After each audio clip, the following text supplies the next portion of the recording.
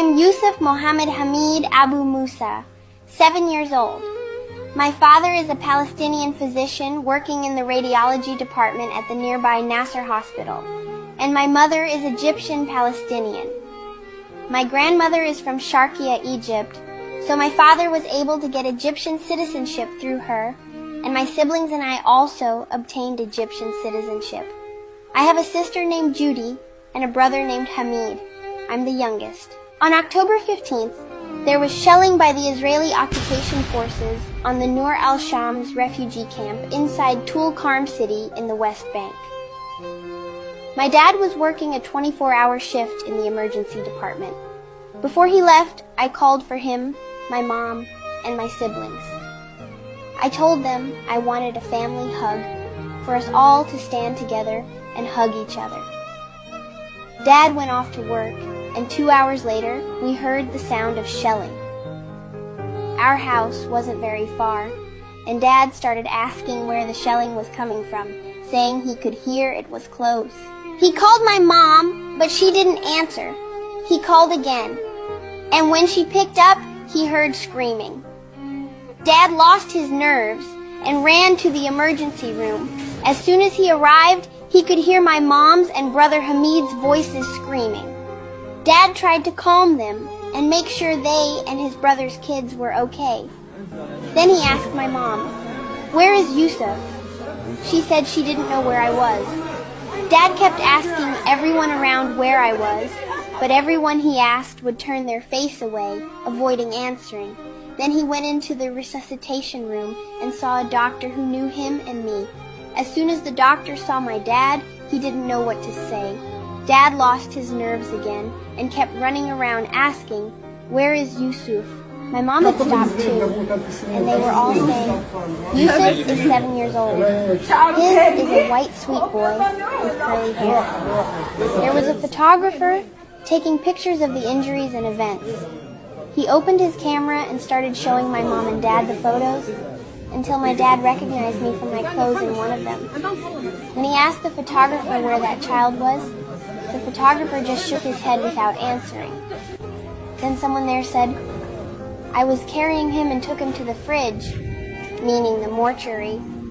My dad said, "I'll go see him. Maybe it's not him." But he couldn't walk. He was so scared. When he got there, he saw his colleagues looking at him sadly, and they helped him into the mortuary.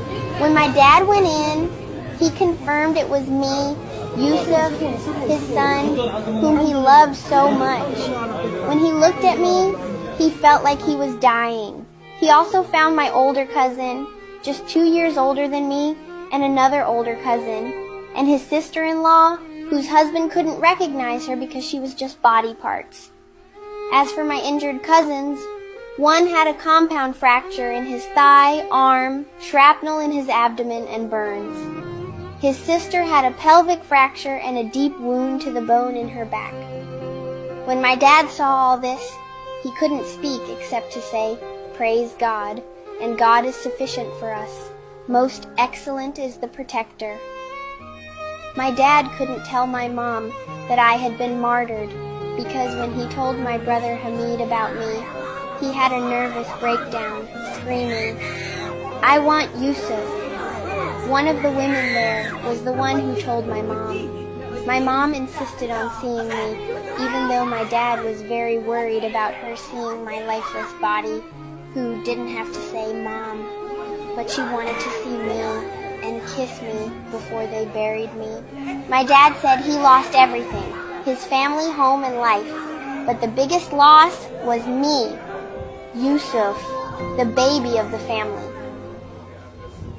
He said whenever he would leave for work, I would come hug and kiss him and be the first one to run to him when he got home. While my parents were looking for me, a photographer was filming everything. When he posted the video, the whole world grieved for me and many people cried. They said this was impossible to be just a movie that could win an Oscar because nothing in the real world could break hearts like what we're seeing. My mom and dad loved me so much. They said I was the light of the home, and now the home was extinguished, and the home was no more. They commended me to God as one of the martyrs. May God have mercy on all our martyrs, and God willing, we will be birds in paradise. God is sufficient for us. The most excellent is the protector. My heart breaks to share this brutality taking place in Gaza and ethnic cleansing across Palestine. If your heart breaks too, contribute to stop this genocide.